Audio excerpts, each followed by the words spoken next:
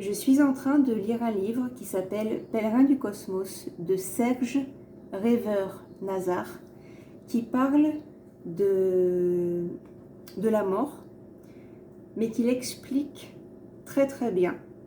Et je pense que dans les circonstances actuelles, les gens ont besoin de savoir ce qui se passe.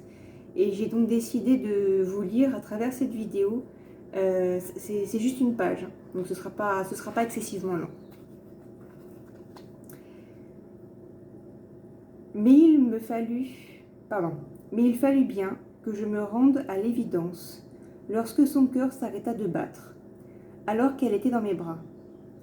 Je sentis alors ces énergies d'incarnation quitter son corps instantanément et s'éloigner immédiatement.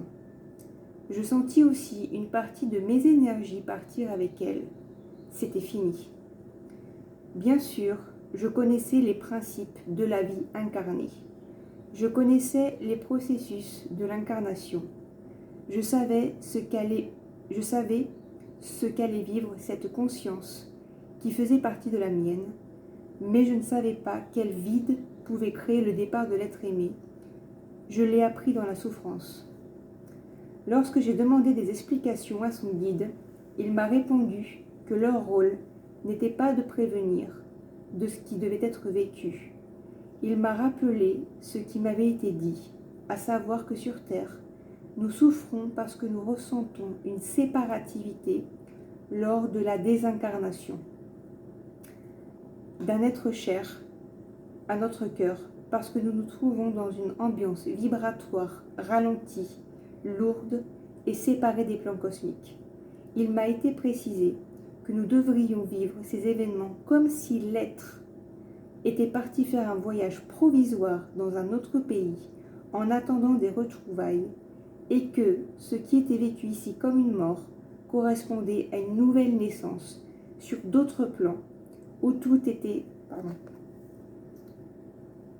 correspondait à une nouvelle naissance sur d'autres plans où tout attendait l'être qui venait de changer simplement de plan. Il me rappela aussi que l'amour unit les êtres au-delà des distances et des circonstances, et que nous portons en nous-mêmes tous ceux qui nous sont chers. Personne ne quitte personne dans les liens d'amour, ceci étant valable dans toutes les circonstances.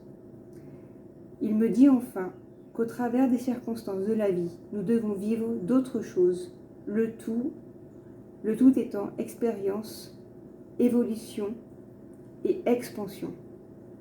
Quoi qu'il en soit, reconnaissant la valeur de ces enseignements, puisque je les avais moi-même diffusés, en les acceptant en totalité, je me suis rendu compte qu'il y avait une différence entre la théorie et la pratique.